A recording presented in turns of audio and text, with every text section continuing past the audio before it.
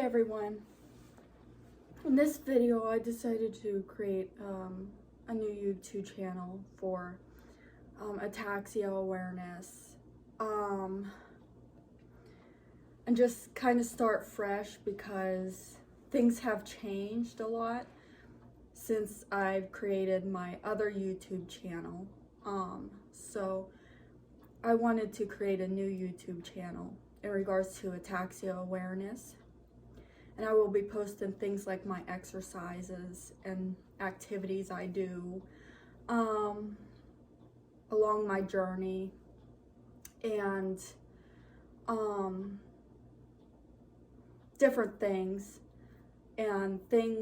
to raise awareness and to just have a discussion about and many different things and how I'm doing along my journey. So it is thought I have a dominant form of ataxia. Ataxia is when your cerebellum in the back of the brain right here starts to deteriorate and degenerate, and you lose the nerve cells within the cerebellum. They begin to die off. And when this happens, the cerebellum tends to shrink in size as it progresses. With some individuals, it progresses so badly where there almost looks like they don't have a cerebellum left.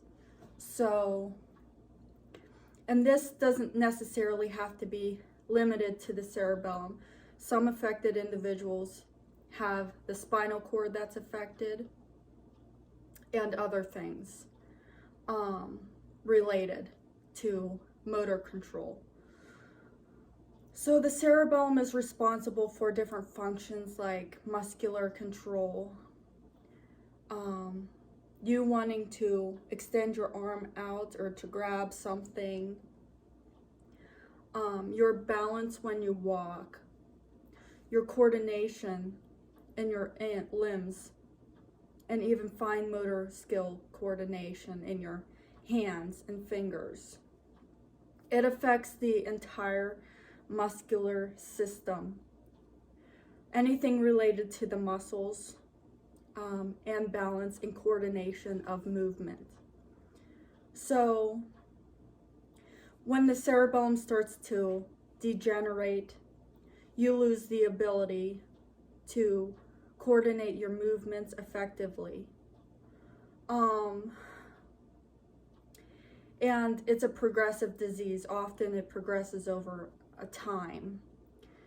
Most generally for ataxia, it takes years of progression, but progression varies between individuals because everyone's so different. Even with the same type of ataxia, you're so different. So that's what ataxia is. Now there are multiple different types of ataxias.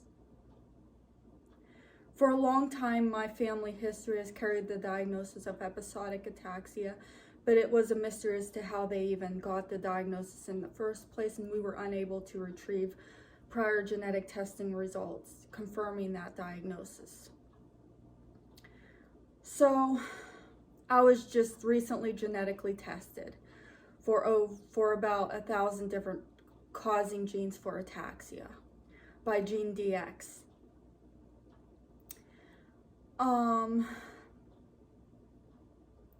So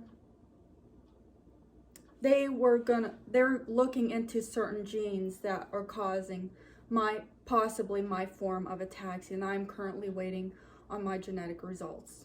Another family member did participate with a dominant form of ataxia.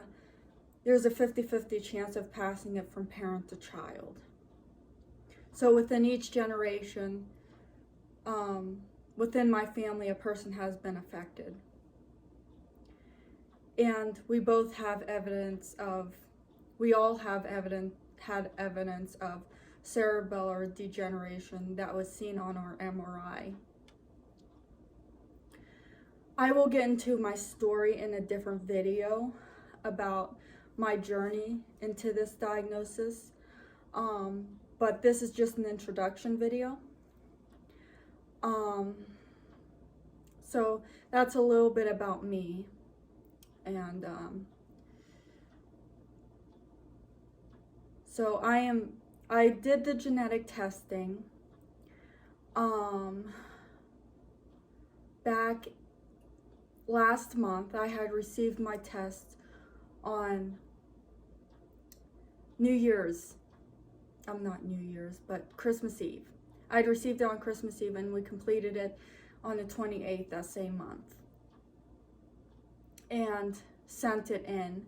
It was just a simple swab test, so it was basically sent to us in the mail, and we did it at home and then just sent it back through FedEx. So it was very simple. There were instructions on how to do it, and now we are just waiting on the results. So that's a little introduction. I will get into more in future videos, and